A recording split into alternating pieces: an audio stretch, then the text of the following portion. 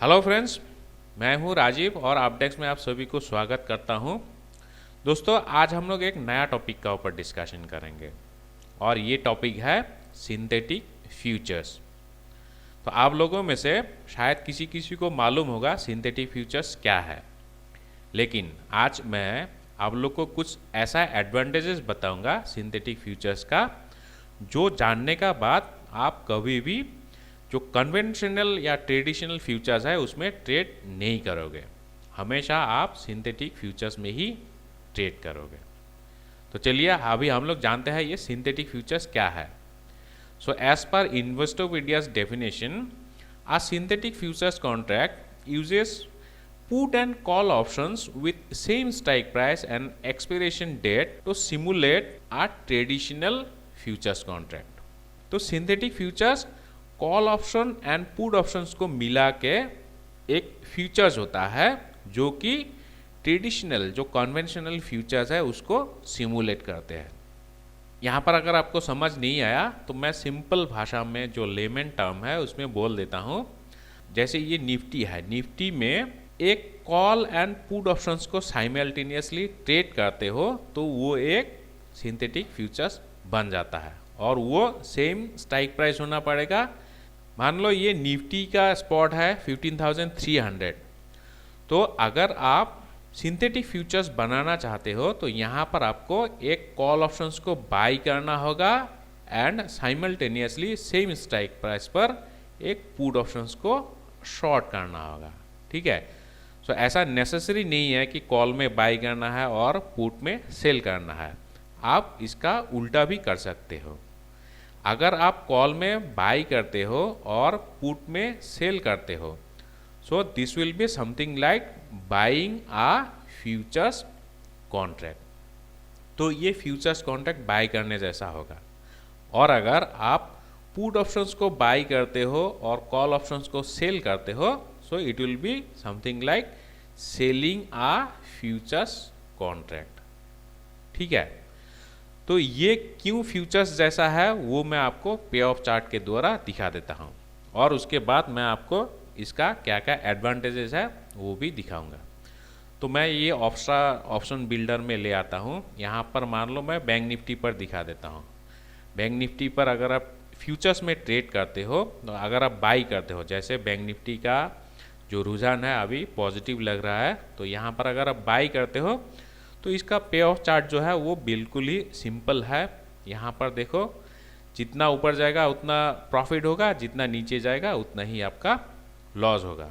ठीक है, ये कैश में ट्रेड करना जैसा ही होता है। तो इसको हम लोग कैसे सिंथेटिक फ्यूचर्स बना सकते हैं? Through call and put option. अभी जैसे बैंक निफ्टी का स्पॉट है कितना, यहाँ पर मैं आपको दिखाता हूँ 37,300 के आसपास। तो यहाँ पर मैं सिंथेटिक फ्यूचर्स बना के दिखाता हूँ बैंक निफ्टी पर। तो ये बैंक निफ्टी लाना होगा यहाँ पर ऑप्शंस। तो अगर आप बैंक निफ्टी में लॉन्ग पोजीशंस बनाना चाहते हो तो कॉल में आपको बाई करना होगा। ठीक है, कॉल ऑप्शंस में बाई करना होगा। So at the money, generally at the money call options को ही बाई करते हैं और ये क्यों वो भी मैं आपको बताऊंगा। जैसे 37,000 कॉल ऑप्शन आपने बाई किया, ठीक है, तो 37,000 अगर आप कॉल ऑप्शन बाई करते हो तो इसका पे ऑफ ऐसा निकलता है। यहाँ पर लिमिटेड प्रॉफिट और अनलिमिटेड प्रॉफिट पोटेंशियल है। तो सिंथेटिक फ्यूचर्स बनाने के लिए यहाँ पर आपको सेम स्ट्राइक पर एक पुट ऑप्शंस को शॉर्ट करनी होगी। ठीक है, तो ये मैं ऐड कर देता हूँ। अभी देखो इसका पे ऑफ चार्ट कैसा हुआ। इसका पे ऑफ चार्ट बिल्कुल फ्यूचर्स जैसा ही हो गया है कि नहीं, बिल्कुल एक स्ट्रेट लाइन है। तो ये कैश का जो पे ऑफ चार्ट होता है सेम होता है। यहाँ से जितना ऊपर जाएगा उतना प्रॉफिट होगा, इसका जितना नीचे जाएगा उतना आपका लॉस होगा। तो ये फ्यूचर्स जैसा दिखता है पे ऑफ चार्ट। तो ये जो सिंथेटिक फ्यूचर्स होता है ना, ये फ्यूचर्स जो ट्रेडिशनल फ्यूचर्स है उसको रेप्लिकेट करता है। मतलब आपको सेम बेनिफिट्स मिलेगा। फ्यूचर्स में ट्रेड करने से जो बेनिफिट मिलता है, सिंथेटिक फ्यूचर्स में भी आपको सेम बेनिफिट ही मिलेगा। ठीक है, तो अभी अगर आप सोच रहे हो ये अगर फ्यूचर्स जैसा ही है तो हम लोग डायरेक्ट फ्यूचर्स में ट्रेड नहीं करके सिंथेटिक फ्यूचर्स बनाते हैं, तो उसका मेन रीज़न है ब्रोकरेज और टैक्सेस। तो ये जीरोधा का ब्रोकरेज कैलकुलेटर है, यहाँ पर मैं आपको दिखा देता हूँ। दोस्तों उससे पहले मैं आप लोग के साथ एक चीज़ शेयर करना चाहता हूँ। मेरी जो तीसरी किताब है option strategies with adjustments, the nuts and bolts of option trading, ये किताब अभी ख़त्म होने वाली है। तो इसमें क्या क्या चीज़ें मैं इंक्लूड किया वो मैं आपको दिखा देता हूँ।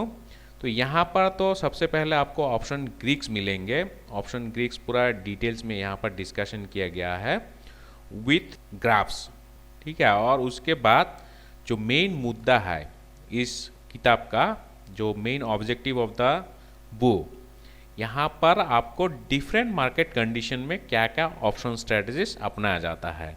बुलिश मार्केट में मॉडरेट बुलिश, मॉडरेट बेरिश या रेंज बाउंड मार्केट में कैसे हम लोग ट्रेड कर सकते हैं, और अगर ट्रेड आपका सक्सेस नहीं हुआ तो फिर उसको हम लोग कैसे एडजस्ट करेंगे। जैसे बुल कॉल स्प्रेड हुआ, कैलेंडर स्प्रेड हुआ, तो ये सब हम लोग कैसे एडजस्ट करेंगे, तो ये बारीकी से डिस्कशन किया गया है। और इसमें हर मार्केट मूवमेंट के लिए आपको कम से कम 3-4 स्ट्रैटेजीज मिलेंगे विथ एडजस्टमेंट्स। तो होपफुली आपको ये बुक पसंद आएगा।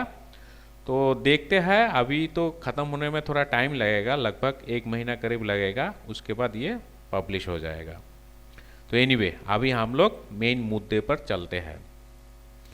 तो ये ब्रोकरेज कैलकुलेटर है, तो यहाँ पर मैं दिखा देता हूँ। अभी जैसे बैंक निफ्टी का स्पॉट है 37,000, तो यहाँ पर मैं कैलकुलेशन करके दिखा देता हूँ। अगर आप फ्यूचर्स में ट्रेड करते हो तो उसमें कितना ब्रोकरेज देना पड़ेगा। तो मान लो आप 37,000 में ही एंट्री किया फ्यूचर्स में और 37,000 में ही एग्जिट किया, मतलब ब्रेक इवन पर। और यहाँ पर हम लोग ले लेते हैं 250, मतलब 10 लॉट्स में आपने ट्रेड किया, तो ब्रेक इवन में निकल गया, फिर भी आपको ये ब्रोकरेज अमाउंट देना पड़ेगा 1600 रुपीज़। अगर आप ब्रेक इवन में ही निकलते हो फिर भी ये अमाउंट तो देना पड़ेगा, क्योंकि यहाँ पर एसटीटी है, एक्सचेंज ट्रांजैक्शन चार्जेस है, वगैरह वगैरह, जीएसटी वगैरह भी है, तो इतना अमाउंट आपको देना पड़ेगा। वेयर एज अगर आप सिंथेटिक फ्यूचर्स में ट्रेड करते हो तो फिर आपको कितना ब्रोकरेज या टैक्सेस देना पड़ेगा।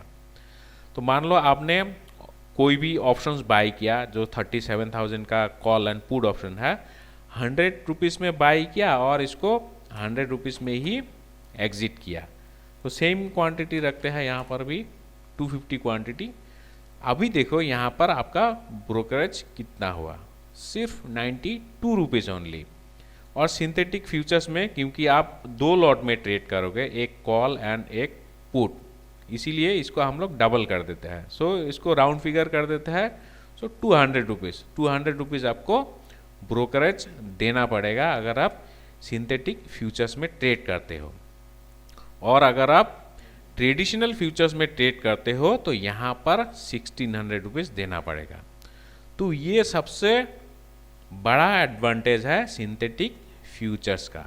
सिंथेटिक फ्यूचर्स में आपको बहुत कम ब्रोकरेज देना पड़ता है। यहाँ पर एसटीटी देखो फ्यूचर्स का कितना है, यहाँ पर 925 है, एक्सचेंज ट्रांजैक्शन चार्ज है 370, फिर उसके वजह से जीएसटी भी बढ़ गया, तो इसीलिए टोटल जो अमाउंट है ये ज़्यादा है। ट्रांजैक्शन चार्जेस यहाँ पर 1600, लगभग 8 टाइम्स है कि नहीं। यहाँ पर एसटीटी देखो कितना, सिर्फ 13 रुपीज़, और एक्सचेंज ट्रांजैक्शन टैक्स सिर्फ 26 रुपीज़, तो उसके वजह से जीएसटी भी कम हो गया। तो ये सबसे बड़ा एडवांटेज है सिंथेटिक फ्यूचर्स का, ठीक है। तो इसीलिए most of the traders synthetic futures prefer करते हैं कंपेयर टू ट्रेडिशनल फ्यूचर्स। और दूसरा एडवांटेज क्या है, सिंथेटिक फ्यूचर्स में आप लॉन्ग टर्म पोजीशंस भी बना सकते हो।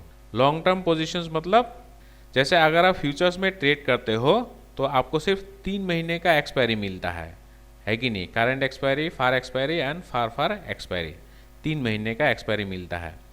वेयर एज अगर आप सिंथेटिक फ्यूचर्स में ट्रेड करते हो तो आपको जैसे दिसंबर महीने का भी आपको एक्सपायरी में ट्रेड करने को मिलेगा। तो हर साल दिसंबर का आपको तो ऑप्शन मिल ही जाएगा, ठीक है। तो उसमें आप कॉल एंड पुट ऑप्शंस के द्वारा सिंथेटिक फ्यूचर्स बना सकते हो। तो ये दूसरा एडवांटेज है सिंथेटिक फ्यूचर्स का। और तीसरा और सबसे बड़ा एडवांटेज क्या है, अगर आपने फ्यूचर्स में ट्रेड बनाया और मार्केट ऑपोजिट डायरेक्शन में मूव करने लगा, तो उसके वजह से जो MTM लॉस होगा, फ्यूचर्स में हमेशा डेली सेटलमेंट होता है कि नहीं।